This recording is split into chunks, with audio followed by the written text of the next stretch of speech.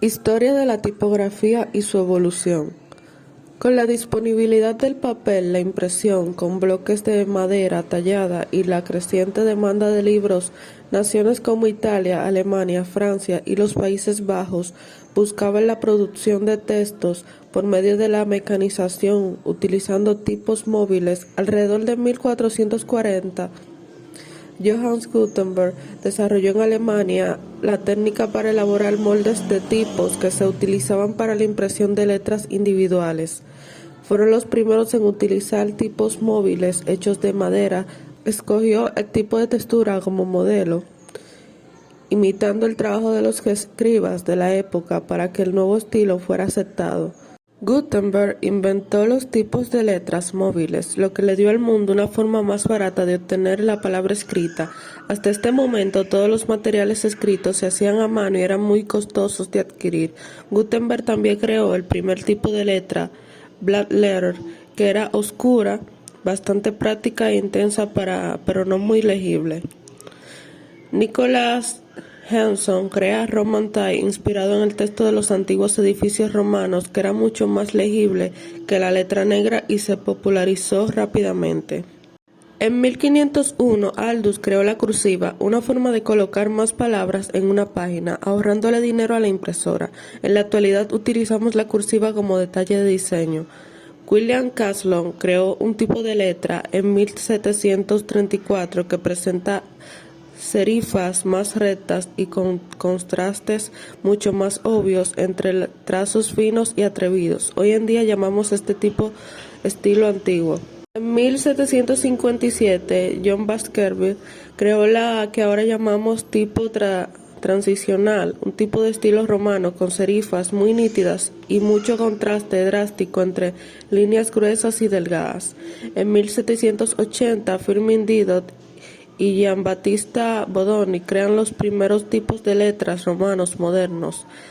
Didot y Bodoni. Los contrastes fueron más extremos que nunca y crearon un aspecto muy fresco. En 1815, Vincent Figgins creó el egipcio o slab serif, la primera vez que un tipo de letra tenía serifas que eran cuadrados o cajas. En 1816, William Caslon creó el primer tipo de letra sin serifas. Fue ampliamente reprendido en ese momento. Este fue el comienzo de lo que ahora consideramos tipografías sans serif. Durante este tiempo la tipografía explotó y se crearon muchas variaciones para adaptarse a la publicidad. Década de 1920, Frederick Goudy se convirtió en el primer diseñador gráfico a tiempo completo del mundo, desarrollando numerosos tipos de letras innovadoras como Copperplate Gothic, Kennerly y Goody Old Style. En 1957, el diseñador suizo Max Midinger crea Helvetica, el tipo de letra más querido de nuestro tiempo. Este fue un regreso al minimalismo y muchas otras tipografías simplistas como futuras surgieron en ese tiempo. En la actualidad, con Internet, tenemos una gran variedad de tipos de letras nuevos y antiguos disponibles para que los examinemos y los usemos. Todos estos tipos de letras nos brindan una gran capacidad de opciones y estilos para nuestros diseños de hoy, y no estamos limitados por solo uno o dos tipos de letras como lo estaríamos hace cientos de años. Las tipografías. Nos preguntamos a qué llamamos tipografía. Se le denomina tipografía al estudio, diseño y clasificación de los tipos y conjuntos de letras con características comunes como la familia de fuente, así como el diseño de caracteres unificados por propiedades visuales uniformes. El uso de esta es muy importante y fundamental para nuestros diseños.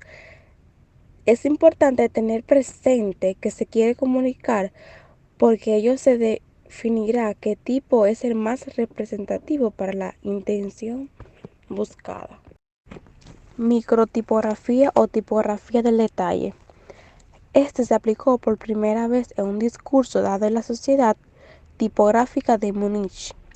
Se ha generalizado desde entonces en la literatura especializada. No obstante, se puede sustituir a sí mismo por una palabra inglesa Detailing Typography, tipografía de detalle. Este comprende los siguientes rubros: las letras, el espacio entre las letras, las palabras, el espacio entre las palabras, el interlineado y la columna. Macrotipografía. Esta se centra en el tipo de letra, el estilo de la letra y el cuerpo de la letra, ya que la tipografía de edición, esta reúne las cuestiones tipográficas relacionadas con las familias, el tamaño de las letras, los espacios entre las letras y las palabras, y el intermedio de la línea y el interlineado, y la medida de líneas y columnas o cajas, es decir, aquellas unidades que se conceden un carácter normativo. Tipografía creativa. Esta contempla la comunicación como una metáfora visual, donde el texto no solo tiene una funcionalidad lingüística, sino que donde a veces se representa de forma gráfica como si se tratara de una imagen. Ahora le estaré hablando acerca de las medidas tipográficas. Esta es la forma o diseño de las letras de un alfabeto. Como podemos ver, el punto, que es la unidad de medida tipográfica que permite medir el alto de las letras, la separación entre las letras, palabras o líneas. Y el cuerpo, que es la unidad de medida de las letras expresada en puntos. El tipómetro es el elemento que sirve para medir la interlínea de texto y ancho de columnas. Este nos sirve para medir el tamaño de la tipografía, ya que la altura de las familias tipográficas varía aún en la misma medida. El tipo y cuerpo de las letras.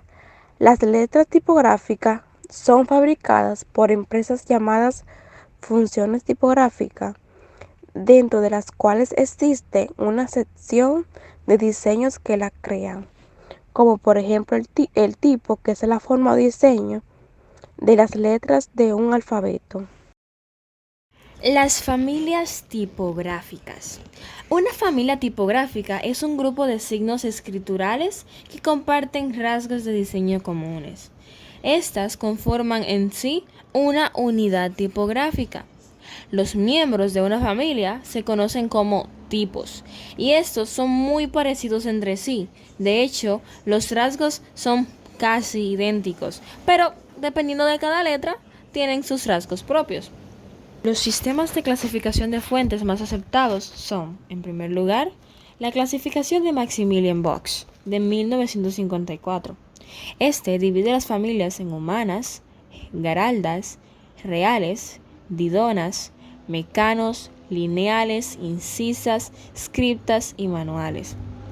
Por otro lado, tenemos la clasificación de Robert Brinkhorst, el cual divide las fuentes en renacentistas, barrocas, neoclásicas, románticas, realistas, modernistas geométricas, modernistas líricas y posmodernistas. Tenemos por otra parte la clasificación ATP. ¿Cuál es la clasificación ATP? Bueno, es la clasificación designada por como sus siglas lo dicen, la Asociación Tipográfica Internacional. Esta nos ha brindado una clasificación general de las familias tipográficas.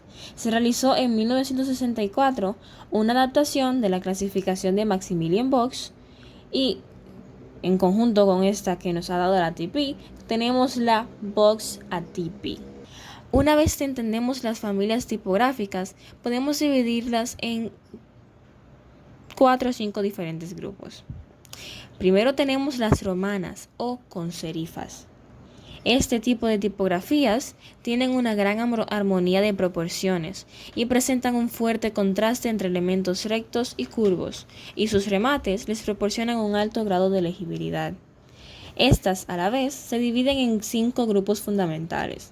Están las antiguas, que se caracterizan por la desigualdad de espesor en su asta dentro de la misma letra, por la modulación de la misma y por la forma triangular y cóncava del remate. con discretas puntas cuadradas, presentan un mediano contraste entre finos y gruesos. Entre estas destaca la famosísima Times New Roman, la Palatino y la Century Old Style. Por otro lado tenemos las tipografías de palo seco. En la transición tipográfica, las romanas fueron variando y perdiendo su remate. De ahí entonces tenemos a las tipografías sin remate, palo seco o sans serif. Si tuviésemos una definición adecuada para este tipo de tipografías, este podría ser la antítesis de la romana. Totalmente lo contrario, pues tienen un carácter aséptico y funcional. Buscan incluso pasar desapercibidas en la lectura. Las familias tipográficas de fantasía proponen una reinterpretación fuera de toda norma de elementos fijos e incorporación de elementos variables de diversa naturaleza. De esta forma encontramos caracteres con diseños que buscan asemejarse a cualquiera de las familias anteriores, pero no cumplen con ninguna de las características o con todas las características de esta familia. Tenemos caracteres con diseños ornamentales y muchísimas formas. También se le denomina tipografía display. Están consideradas como tipografías divertidas, más desenfadadas y que pueden transmitir una gran variedad de sensaciones. Cuentan con un carácter y una personalidad muy fuerte y desde el punto de vista de la psicología tipográfica son transgresoras y contribuyen a llamar más la atención.